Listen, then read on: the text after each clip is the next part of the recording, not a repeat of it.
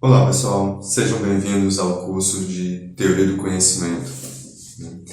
Esse curso do JP Filosofia que vai abordar o conhecimento em três momentos da história da filosofia: a filosofia antiga, a filosofia moderna e a filosofia contemporânea, nos principais aspectos que distinguem, o conhecimento em cada um desses períodos.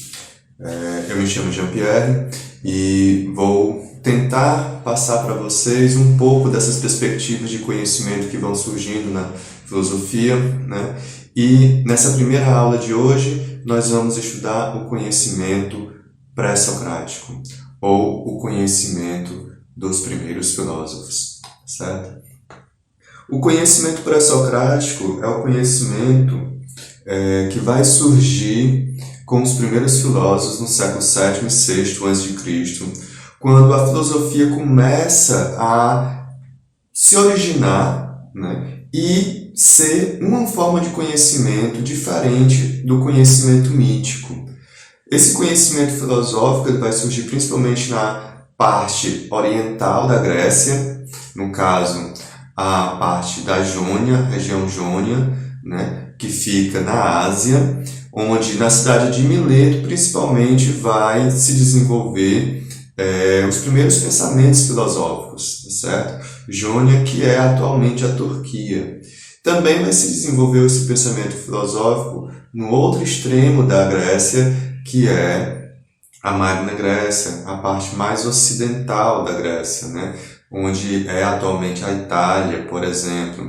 Então, é justamente nesse momento de transição aí grego, quando a Grécia começa a ser economicamente mais bem desenvolvida, que surgem também os primeiros filósofos. E esse pensamento filosófico ele vai surgir não apenas nesses extremos, mas ele vai percorrer, vai estar presente em vários lugares da Grécia Antiga, tá certo? Esse momento de ruptura com o conhecimento mítico, ou de separação, ou de desligamento com o conhecimento, em relação ao conhecimento mítico, ele não é abrupto, ele demora um certo tempo. E ele nunca é absoluto, no sentido de que haja uma negação total do conhecimento mítico.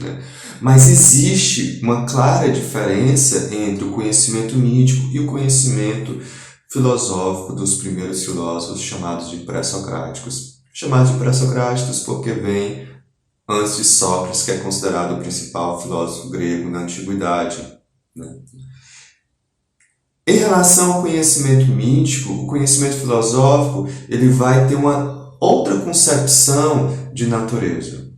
Se no conhecimento mítico temos a narrativa de que tudo que existe na natureza se origina a partir de deuses e são narradas histórias que contam como as coisas foram surgindo e surgiram, assim como também surgiram os deuses na Grécia Antiga, que era politeísta. Diferente dessa perspectiva, o conhecimento filosófico ele vai propor e colocar, de um certo modo, uma nova visão da realidade. Uma visão da realidade em que a natureza agora ela é concebida a partir daquilo que vai se convencionar como a arquê. Ora, a arquê é a palavra grega que quer dizer princípio, origem, início, mas também quer dizer comando. E é justamente nessa perspectiva de comando que há a questão principal ou fundamental aí dos primeiros filósofos. Por quê? Porque não é simplesmente uma ideia de comando no sentido de que alguém manda em outra pessoa. Não, mas é aquilo que é fundamental, de um certo modo, para que as coisas adquiram uma determinada ordem. Então, na natureza, do ponto de vista filosófico, cosmológico, dos primeiros filósofos, existe uma ordem. Agora, o que é que comanda essa ordem? Ou o que é que faz essa ordem existir? Ou o que é que faz com que na natureza tudo seja muito bem ordenado, tudo seja muito bem articulado, muito bem estruturado? tudo seja um cosmo que é ordem para os gregos. Então, qual é aquele primeiro princípio que faz com que tudo se ordene, né? Nesse sentido, os primeiros filósofos gregos vão perguntar pela arquê como sendo o fundamento de todas as coisas. Um fundamento que é justamente aquilo que serve de base para que tudo seja estruturado, ordenado na realidade. Esse pensamento filosófico vai se difundir, então, em todo o continente, em todo domínio grego naquela época, né? Então, temos um mapa aí mostrando, vocês vão ver, estão vendo as apresentações, né? Temos um mapa mostrando como em vários pontos da Grécia, em diversos momentos da história, vão surgir pensamentos sobre o que é essa arquê, o que é essa origem, princípio, início, que comanda toda a natureza, o que ordena toda a natureza. Esses pensamentos, eles vão se desenvolver de uma forma livre. E é importante a gente perceber como esses pensamentos, eles não seguem um princípio no sentido de que obrigatoriamente o que alguém diz se torna imediatamente verdade. Não é uma perspectiva tradicional do conhecimento mais que está sendo colocado em questão quando alguém tem uma autoridade para falar para outra pessoa e essa outra pessoa deve obrigatoriamente ouvir e não apenas ouvir aquele que está falando, mas repetir, reproduzir, dizer tudo aquilo que foi dito para ele sem qualquer questionamento. Não é uma questão de autoridade aí tradicional do conhecimento que se coloca em vista do ponto de vista dos primeiros filósofos. É já uma ruptura com esse saber tradicional, onde se busca não uma autoridade de saber, mas busca-se o saber de um determinado modo e as conclusões dele não necessariamente são as conclusões que outros já chegaram. E aí a gente vai perceber isso nas diversas escolas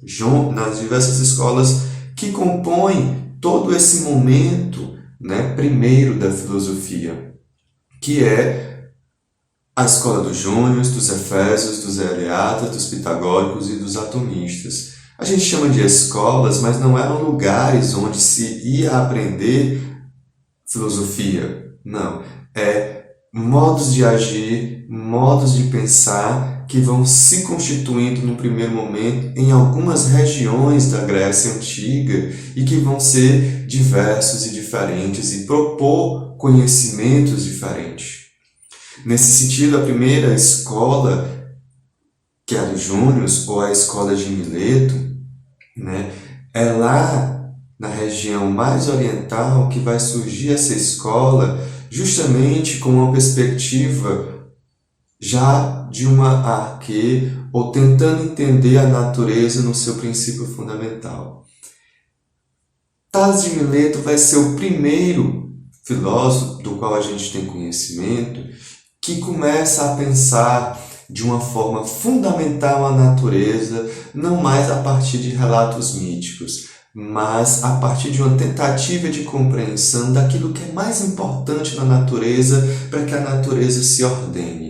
E que não necessariamente são os deuses, não é um agente externo, não é algo supranatural ou sobrenatural, divino, que organiza, que ordena a natureza, nesse caso, para os primeiros filósofos. É a própria natureza que se ordena, mas existe algo nela que ordena ela própria. E aí Tales vai dizer, segundo nos diz Aristóteles e outras pessoas sobre o seu pensamento, porque nós não temos nada escrito dele, né?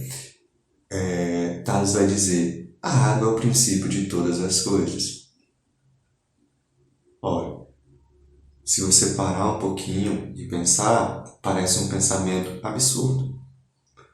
Mas se a gente olha para nossa realidade hoje, em que cientistas buscam outros planetas, onde possa haver outras existências além da humana, existências extraterrestres, Qual é a primeira coisa que eles buscam nesses planetas? É a água. Nesse sentido, Tales já está colocando para a gente o pensamento de que a água é o princípio da vida, a água é aquilo que possibilita a vida, aquilo que possibilita toda a organização e ordenação da vida também. Interessante. Mas Anaximandro, que é um filósofo também de Mileto, discípulo de Tales, vai dizer: Nananina, não é a água o princípio de todas as coisas. O princípio de todas as coisas é o ilimitado, o indeterminado, o apeiron. Apeiron, palavra grega para ilimitado, indeterminado, que a gente poderia dizer também indefinido. Percebam que aí temos uma oposição, de um certo modo, mas principalmente uma diferença muito clara entre o pensamento de Tales e o pensamento de Anaximandro. Porque enquanto Tales de Mileto pressupõe um princípio que ordena todas as coisas, que é um elemento propriamente da natureza, que é a água, né?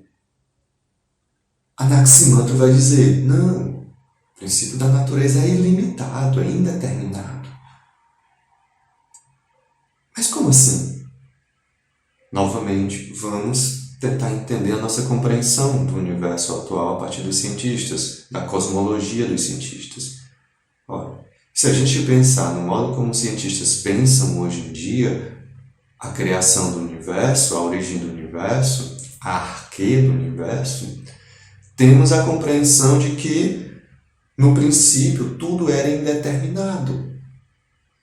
Ou seja, não existe estrela, não existe planeta, não existe no planeta vida, não existe na vida seres vegetais, animais e humanos, animais e humanos, né? Nada está ordenado. Mas, aos poucos, aquilo que estava indeterminado, ilimitado porque não tem um limite que dá uma forma para as coisas, né? Mas aos poucos foram surgindo aquelas estrelas. E em torno de algumas estrelas de quinta grandeza foram surgindo o quê? Planetas. E esses planetas foram girando em torno das estrelas, ao ponto de, num determinado planeta, por exemplo, o nosso, começou a surgir ou se estruturar toda uma existência dentro dele. E aí temos a natureza, compreendida por nós aqui, de um planeta com todas as suas estruturas, todos os seus limites. Ou seja, aquilo que era indeterminado ou não limitado passa a ser limitado, um círculo, um planeta, passa a ser delimitado dentro desse planeta com algumas formas de vida. Tá certo? Então, temos uma compreensão da natureza a partir do princípio que se chama Apeiron para Anaximandro. Mas Anaxímenes, que é também um filósofo de Mileto, vai dizer para Anaximandro e para Tales de Mileto: Nana, Nina, nenhum, nem outro está certo quanto ao princípio de todas as coisas, por assim dizer. O princípio de todas as coisas é o ar. O princípio de todas as coisas é o ar. O ar. Por quê? Porque nos parece melhor. Tente viver sem ar. Faça um test drive, né? Tente passar algum tempo sem ar para ver se você vive. Não conseguimos viver sem ar. E aí, também podemos imaginar que, se é preciso haver água em determinados planetas para poder haver uma existência, uma vida, também é preciso que haja ar. Esse ar é que nós vivemos aqui, porque é o que também nos mantém vivos. Ora, já aí, nessa primeira concepção da escola jônica, né, vocês podem perceber que não é algo excludente. Se Tales, Anaximandro e Anaxímenes pensam de uma forma diferente e podem até se opor dizendo não, você está errado, não é assim, coisa do tipo, mas existe principalmente uma complementação. Não vivemos sem água, mas também não vivemos sem ar. Mas também, todos aquilo que é limite nosso, em um determinado momento, não existiu limite. Aos poucos foi limitando, foi delimitando, e a gente vai adquirindo uma forma, um corpo, uma ordem delimitada, ilimitada e limitada. Então não há uma exclusão. Por isso que também não há uma autoridade do saber. Não é porque foi Tales de Mileto, o primeiro filósofo, que disse isso, que absolutamente vai ser ouvido e dito que é verdade absoluta e vai se repetir e se reproduzir sempre do mesmo modo. Nesse sentido, é importante compreender esse momento inicial da filosofia para compreender a perspectiva democrática em que a filosofia surge, em que o saber surge, em que o conhecimento se coloca do ponto de vista filosófico. Não existe a ideia de que eu sou o dono da verdade e você não vai poder colocar em questão a minha verdade ou colocar uma outra verdade do seu ponto de vista. O que não quer dizer que você, ao colocar a sua verdade do seu ponto de vista, vá ter que me destruir da minha verdade. Nesse sentido, existe uma verdade que não é nem minha nem sua, uma verdade que advém da nossa compreensão. E claro, podem se separar num determinado momento, mas podem se complementar em outro. Heráclito, agora já da escola de Efésio, da cidade de Efésio, vai dizer o que para Tales de Mileto, Anaxímenes, Anaximandro? Nananina? Não. Nenhum dos três está, de um certo modo, correto no que diz quanto ao arquê da natureza. O princípio de todas as coisas para Heráclito é o fogo. O fogo. Por que o fogo? Porque todos nós temos o fogo dentro de nós. Todos nós estamos queimando por dentro. Todo mundo queima. Sim, você queima. Todos queimam, diz Heráclito. Não há nenhum ser vivo que não queime. Porque em todo ser vivo existe esse fogo. Não, eu não queimo não. O negócio de queimar não é comigo não. Né? Você pode dizer, mas queima. Pega aí em você. Você está queimando agora. Você está quente. Se você não tivesse quente, você estaria morto. Sem esse fogo, diz Heráclito, nós morremos. E também nós morremos pelo fogo. O fogo não é uma simplesmente representação da vida. O fogo é a vida. Nesse ponto de vista de Heráclito, o fogo é o fundamental para que haja vida. É o calor. É o calor do sol, é o calor do corpo, é o calor das águas, é o calor da terra, é o calor em diversas formas que possibilita a vida. Quando algo está morto, fica gélido. Percebemos claramente aí o que Heráclito quer dizer. Toquemos no corpo morto e você vai ver que ele está gelado. A vida se desfez dele.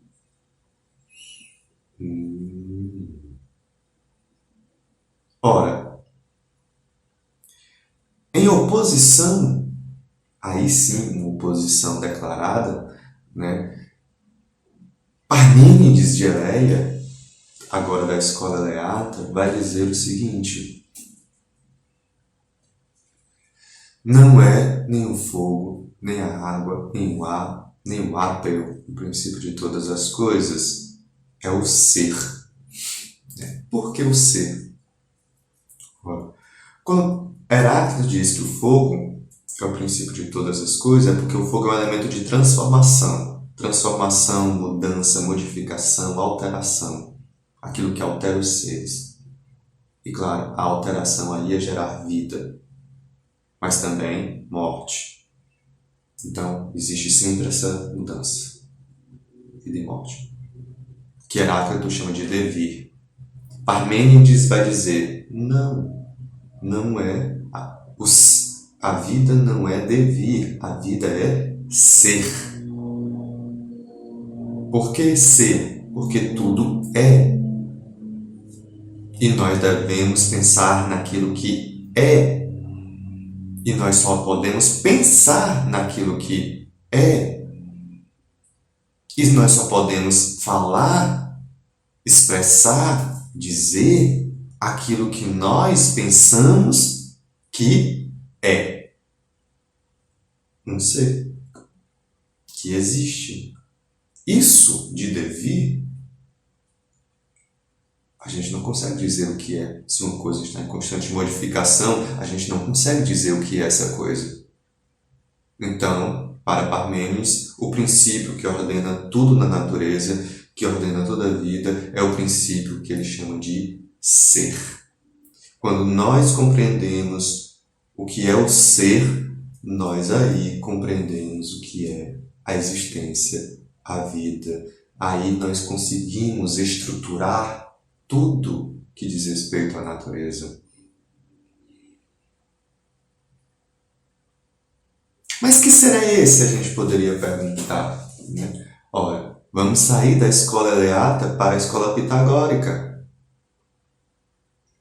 Pitágoras, principal matemático grego. Tales também foi um grande matemático, mas Pitágoras foi mais. Pitágoras vai tentar dizer o que é esse ser.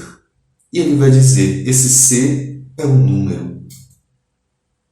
Número que é a essência de todas as coisas. Número que é justamente aquilo que possibilita, por exemplo, nesse caso, ordenarmos todas as coisas. Se nós compreendermos todas as coisas através de números, nós podemos saber o que elas são. Esse é o princípio da matemática. O princípio da matemática é de que nós conheçamos a realidade, nós conheçamos a natureza na sua ordem, na sua origem, no seu princípio, a partir dos números, ou de um número. Que número seria esse? Primeiro, por exemplo. Ora, 1. 1. Que é um numeral, mas também um ponto. E aí temos um numeral, a natureza compreendida do ponto de vista aritmético, na matemática, mas também temos a natureza compreendida do ponto de vista geométrico, de um ponto. O um numeral e o um ponto, eles vão então nos dar a compreensão da natureza. Tudo veio do 1, depois ficou 2, 3, 4, 5, 6, 7, 8, 9 e 10. E, claro, começa a surgir aí, para a compreensão da realidade da natureza e de toda a ordem, as operações matemáticas, as operações geométricas, os cálculos racionais e os cálculos irracionais do ponto de vista da matemática.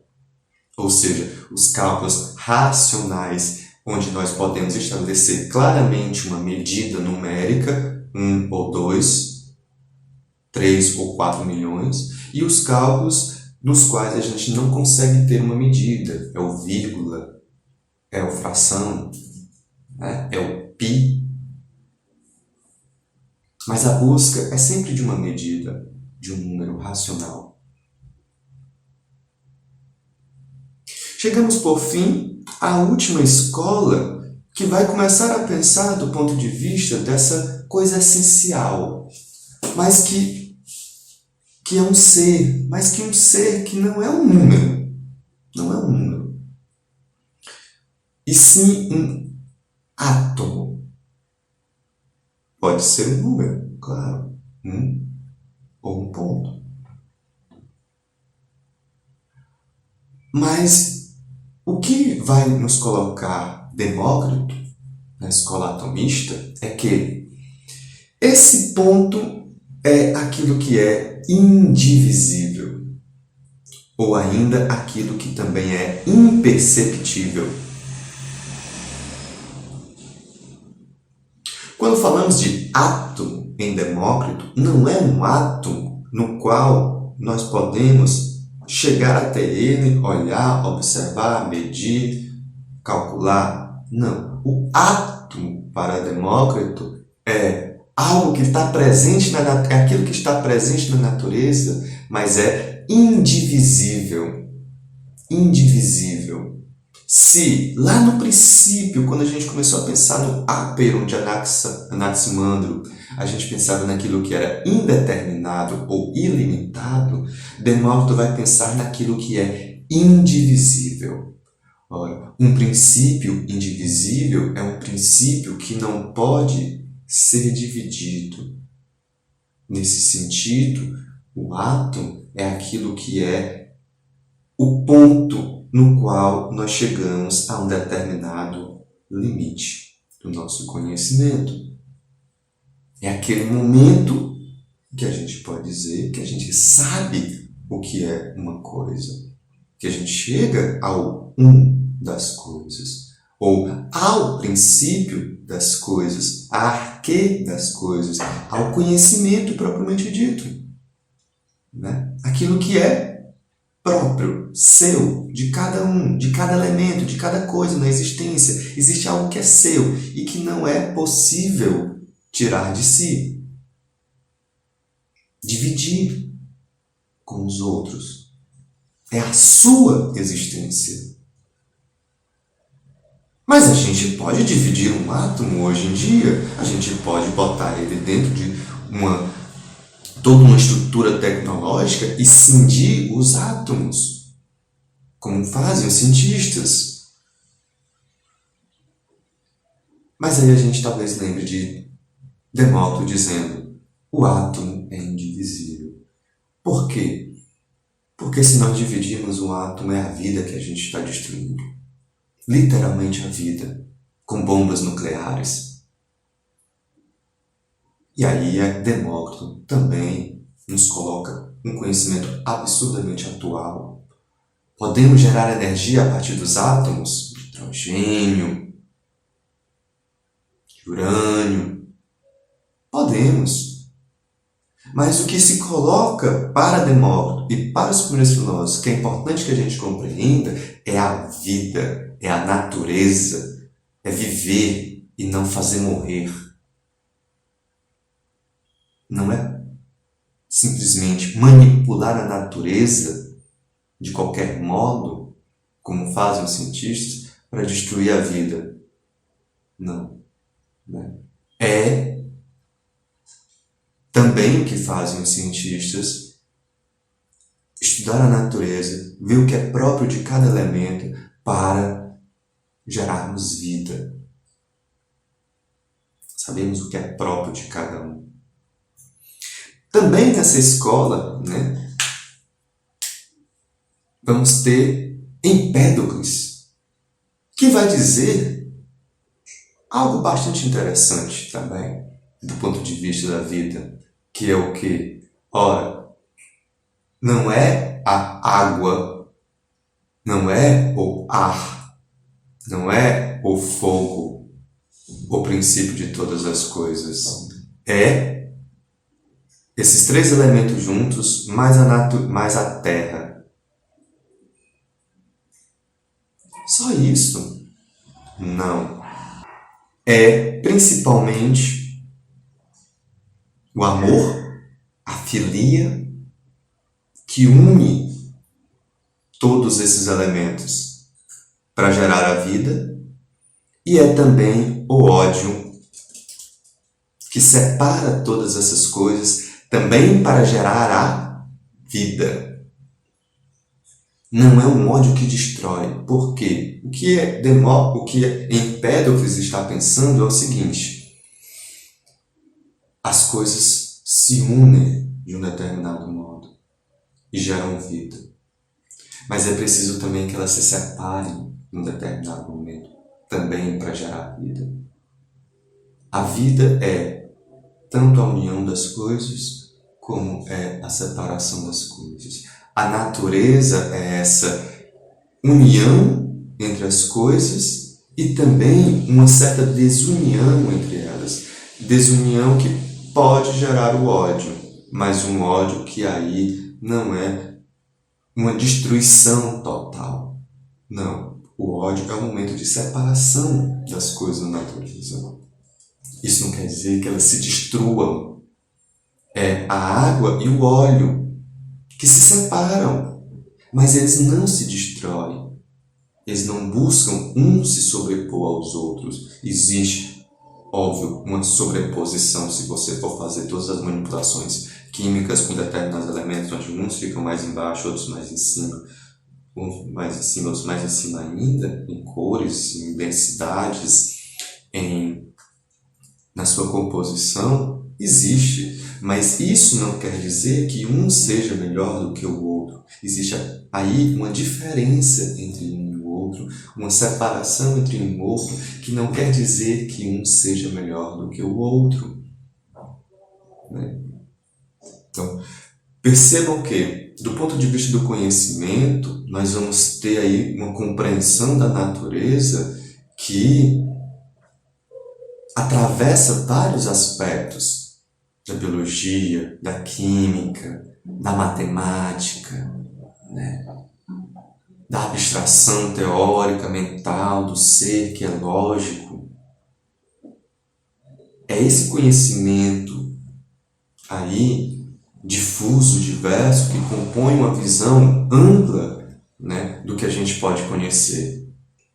E que não necessariamente existe oposição aí, mas existe complementação, existe um aprendizado cada vez maior da própria natureza, que não é limitado e que se busca nesse primeiro momento.